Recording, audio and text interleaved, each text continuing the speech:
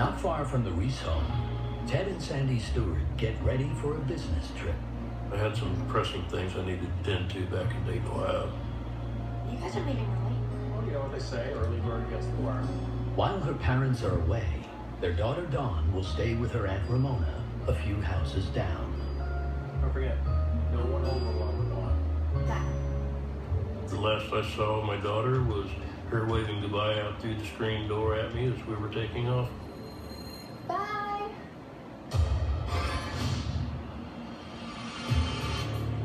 That same morning, 2 blocks away, most of the Reeses are still asleep, except for Paul Sr. and a friend of Paul Jr.'s, David Akron.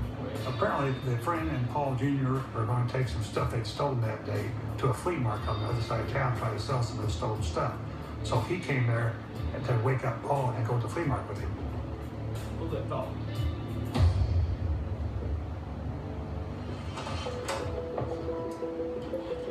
What are you doing here?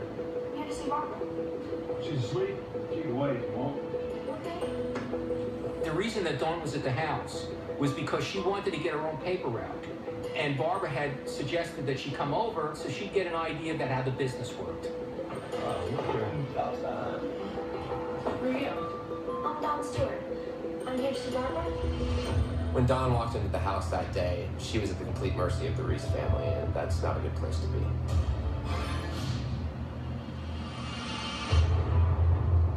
Dawn never shows up at her aunt's house, and Ramona is worried sick. They thought maybe she might have stopped and got a Coke somewhere first. It wasn't until after she was a couple hours late they started to panic. Like, wait a minute. She said, where's she at? Panicked, Ramona alerts Dawn's parents in Ohio. That drive turned out to be the longest one I've ever made in my lifetime because they're so far away and time is of the essence. Got to get back and make sure she's safe. When Ted and Sandy get back to Indianapolis, the word on the street is that the last place that anybody saw Dawn was at the Reese house. All kinds of things were going through her head. They had a bad reputation. We knew that something was up, something was definitely wrong. Ted Stewart finds himself at their door, looking for answers. Hi, can I help you? Yeah, hi. My name is Ted Stewart. I'm looking for my daughter, Dawn. Mrs. Reese came out, and I was questioning her about, had you seen my daughter? Had she been there today? Dawn's not here. I'm sorry. Listen, I talked with a couple of the neighbors, and they all said they saw her come over here. She looked at me and said, no, we haven't seen Dawn for a couple of days now. No, you're mistaken. I've not seen Dawn. Mom! And then the youngest daughter spoke up. Dawn was here. Mrs. Reese backhanded the little daughter. That's when I knew that something was major wrong. Dawn! Dawn! Ted storms into the Reese home, searching for his missing daughter. Dawn! Dawn, you down here? Dawn?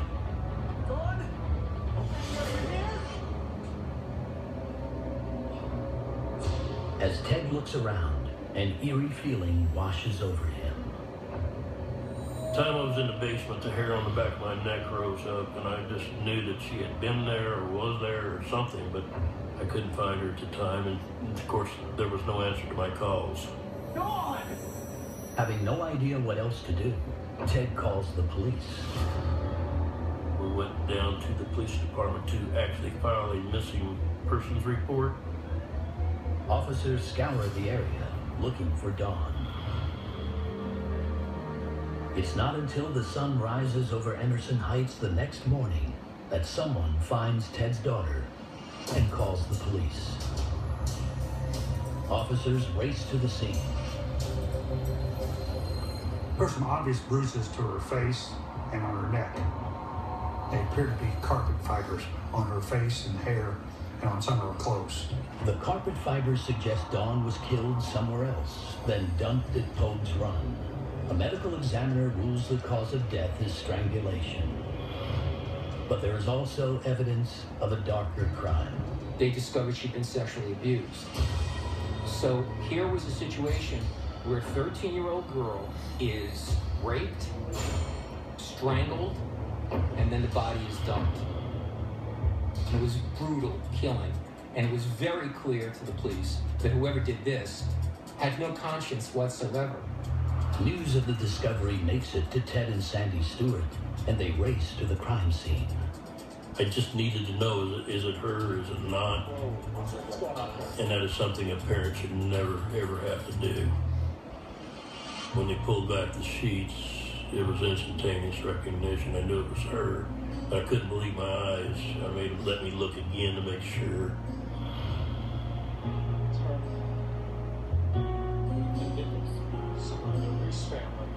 The Reese family. Yes. And that turns the police in the direction of the Reeses. And so the next move is to go and interview the Reeses.